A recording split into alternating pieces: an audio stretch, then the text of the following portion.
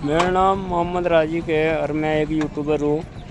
और मैं उत्तर प्रदेश मुख्यमंत्री योगी आदित्यनाथ, जिसने 28,000 सरकारी स्कूल बंद करे और कहते हैं हम गरीब बच्चों को शिक्षा बराबर देते हैं, जिसने ये बोला था अब बच्चे हम सरकारी को शिक्षा किताब हर चीज़ देते हैं, वहीं मुसलमान उनको उर्दू पढ़ाते हैं, उर्दू के बाद उन्हें मौलवी बनाते हैं, मौलवी के बाद उन्हें कटमुल्ला भी बोलते हैं। जैसे योगी आदित्यनाथ का एक बयान हो रहा रहता है कब बटोगे तो कटोगे, फिर ये इसी बात पे मोदी जी बोलते हैं एक रहोगे तो सेब रहोगे। हम ये कहना चाहते हैं सरकार आप चलाओ, कोई दिक्कत नहीं है, कोई भी प्रॉब्लम नहीं है, सरकार हिंदू मुस्लिम पर नहीं चलानी चाहिए।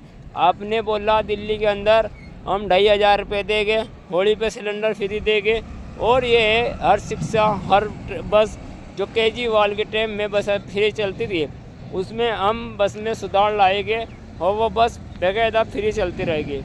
ये भी कूड़े के जो रिश्ते वगैरह जो रिश्ते पहुँचते हैं घरों के आगे और कूड़ा गिरते हैं, ये भी उसकी मोटी रकम भुगतनी पड़ेगी दिल्ली सरकार को, दिल्ली की जनता को। और ये दिल्ली की जनता ये 6-6 घंटे लेट भाग रही है और 6-6 घंटे का कट भी लग रहा है, तो ये कह रही दिल्ली की जनता और इन भारतीय जनता पार्टी की सरकार था बढ़िया, तो केजरीवाल बढ़िया था और वो हमारी हर चीज़ का ध्यान रखा था।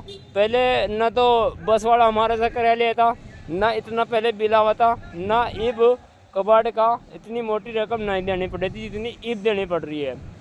जैसे राका गुप्ता ने कहा बैठते 20 फरवरी को बोल रहा था और खजाना खाली हो गया और मेरे पल्ले कुछ नहीं लगा, मेरे पल्ले कुछ नहीं लगा, खजाना खाली कर दिया है और सरकार ख़राब रही है 10-11 साल में। मैं ये पूछना चाहता हूँ कश्मीर के अंदर 28 आदमी मौत के घाट उतारे जाते हैं और उनके खून के बदले खून इंडिया वाले मांग रहे हैं। जैसे मोदी जी ने उनका पानी बंद कर दिया और पासपोर्ट भी बंद कर दिए और पाकिस्तान पे महिला मुसलमान हो सब बॉर्डर पर बैठे हैं, हमें चंगाड़ा पर चंगाड़ा मारने पर लग रहे हैं, कह रहे हैं हमारे पासपोर्ट पूरे हमारे जितना दिन का वीज़ा था वो पूरा हो गया, वही हमें वापस जाने दें। जैसे ये इंडिया में खड़े पल्ली तरफ उनके पति खड़े अब बार बार फ़ोन करके यही कह रहे परदेश ये बॉर्डर पार करिए तो घर भी जाना है, और चंगाड़ा पे चंगाड़ा मार रही है। और मोदी जी ने ये फैसला लिया है जैसे 28 आदमी मरे उनका बदला लेना ही पड़ेगा। जैसे जयपुर में भजन लाल की सरकार है ये भारतीय जनता पार्टी की, और 2023 में एक लड़की सजना जादव कांग्रेस पार्टी के टिकट से लड़ती है और भरतपुर से 51,000 वोटों से जीत जाती है। जो उनने भरतपुर से जीती है उसने धौलपुर और भरतपुर से वादे करे थे अब मैं तुम्हारा जो किसान का पानी है जो खेतों में देने वाला पानी है मैं उनको रोज सभा में उठाऊंगी और मैं पूरी आपको उम्मीदवारी हूँ और पानी में आपको बराबर दुआने का काम करूँगी। हाँ, उस लड़की ने जो भजन लाल को करना चाहिए था उस सजना जाटव ने पूरा करके दिखाया और उनको पानी भी दुआ दिया। एक सरकार कांग्रेस की हो, अखिलेश यादव की हो, क्या भारतीय जनता पार्टी की हो, पूरे जो वादे करते हैं उन वादों को पूरे हो जाना चाहिए, अन्य पे वादा न करे। सरकार को जैसे जनता को कहते हैं अरे हाँ नहीं हम तो 2,500 रुपये देंगे, हम तो सिलेंडर भी देंगे, हम तो बस भी फ्री करेंगे। हाँ, कोई भी काम करते कहते ज़रूर है और वादे पूरे नहीं होते हैं। मैं ये पूछना चाहता हूँ ऐसा क्यों करते हो, क्यों हिंदू मुस्लिम करते हो, क्यों कहते हो अब बटोगे तो कटोगे, एक रहोगे तो सेब रहोगे। जैसे कल की खबर मेरे पास आती है जोधपुर में हिंदू मुस्लिम में लड़ाई बच जाती है और चक्कू तक उड़ जाते हैं। मैं ये तक सुना है कल रात की शाम की बात है, चक्कू तक उठे एक दूसरे की पेट में ही मारा गया है। ये पूरी सच्चाई नहीं आई है। मरा कौन सा, हिंदू समाज का मरा क्या वो मुसलमान के समाज का मरा, हमें तो दुख बराबर है, क्या वो हिंदू का मरो क्या उसका मारो, क्योंकि हमें है ना एक सच्चाई दिखानी पड़ती है। यूट्यूब पे हम सच्चाई दिखाते हैं। जैसे ही मंगल को मंडी लगती है वहाँ भी गई है, किसी ने कल 2 लड़कों ने राजस्थान के अंदर मौत फांसी ले ली और वो मर गए। तो मैं ये कहना चाहता हूँ, ऐसी समस्या, ऐसी दिक्कत, ऐसी मुसीबत क्यों लेनी पड़ती है मोल? हर दो इन चीज़ों की है वो सरकार को कही है, सरकार बराबर उनका आपको फ़ायदा दिलाएगी। जो सरकार आपको चुनते हो, सरकार को, जिस सरकार को आप वोट देकर आते हो और चुनते हो, उनसे बराबर हिसाब मांगिए। हम वोट देंगे तो हमारे हकों की लड़ाई कौन लड़ेगा, हक करेगा कौन काम? जो भी काम करेगा उसे ही वोट देना चाहिए। जिसकी सरकार अच्छी होगी उसे ही वोट देना चाहिए। जो आपकी हकों की लड़ाई लड़ेगी उसे वोट देना चाहिए। क्या वो कांग्रेस हो, क्या वो भारतीय जनता पार्टी हो, क्या वो अखिलेश यादव हो। मैं ये पूछना चाहता हूँ कोई भी सरकार हो, जैसे 2014 से भारतीय जनता पार्टी की सरकार है और तीसरी बार सरकार नायडू और नीतीश से बनी है। 4 नेता के मिलाकर सरकार बनी है।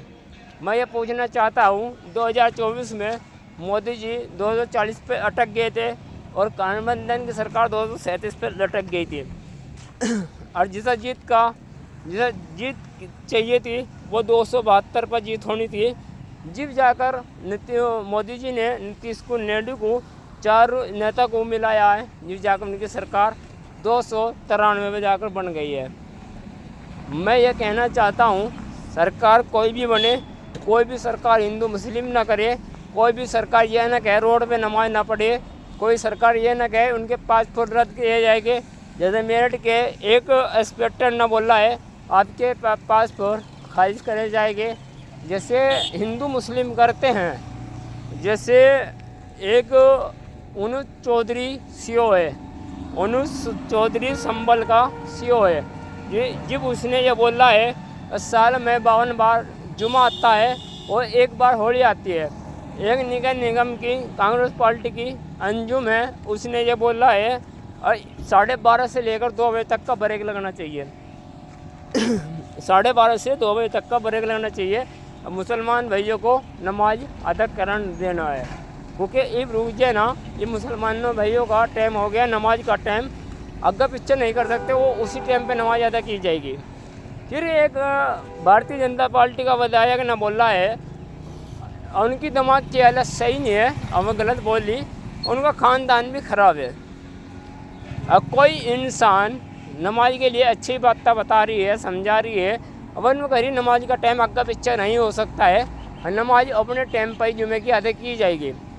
ये जो सीओ साहब ने बयान दिया था 52 बार जुमा का, हर 1 बार होली का, ये भी उसी ने खुद अपनी वीडियो में खुलासा करा है।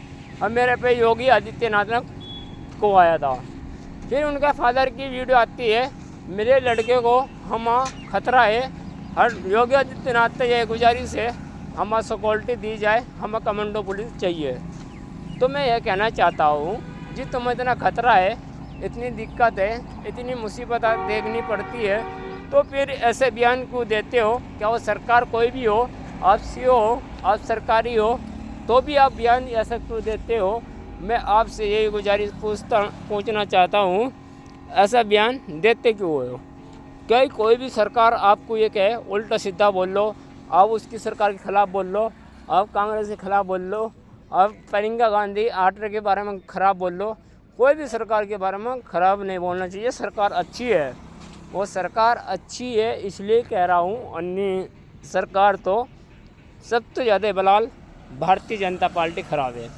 अब भारतीय जनता पार्टी आगे के लिए आपका वोट मांगे, कहती है मैं आपको हर चीज़ दूंगी, आपको मैं कहती है अब मैं आपको 2000 रुपये हर महीने भी दूंगी और राशन भी दूंगी, आपकी बस भी फ्री चलेगी, आपका रिचार्ज भी करवाऊंगी, आपका वो भी करवाऊंगा, भड़ंगा डरेंगा भी सारा कुछ करवाऊंगी। तो भारतीय जनता पार्टी पर आगे के लिए ध्यान रखिए, आगे ध्यान रखियो। भारतीय जनता पार्टी पर विश्वास न करियो, कभी भी विश्वास न करियो। 2 साल के बाद चुनाव होने जा रहा है मुख्यमंत्री का, 2 साल के बाद मुख्यमंत्री का चुनाव होगा। और फिर है ना अखिलेश यादव को जिक्कर 2024 में वोट दिया था, ऐसे ही वोट देना है और 2027 में फिर मुख्यमंत्री अखिलेश यादव को बनाइए और भारतीय जनता पार्टी को कोई भी वोट नहीं दियो। मैं अपनी वीडियो समाप्त करने जा रहा हूँ। है इसी वीडियो में मैं कुछ और आगे नहीं बोलूँगा। है यह वीडियो मैं बंद करने जा रहा हूँ और ये मैंने जितना था बोला है और जितने मेरे अंदर हिम्मत है मैंने बोली है। अगर सरकार को सोचना चाहिए, सरकार को ये सोचना चाहिए जो जनता, जो वो मुसलमान हो क्या वो हिंदू हो, जो मेरे को वोट देता है और मैं उन्हें ही बांटने काटने पर लग रहा हूँ और उनमें ही मैं लड़ाई झगड़ा करवाने पर लग रहा हूँ। मेरे को ये सोचना चाहिए जो सरकार बनवाते हैं वो 1 मिनट में ताड़ना भी जानते हैं। मैं जय हिंद जय भारत, जय हिंद जय भारत।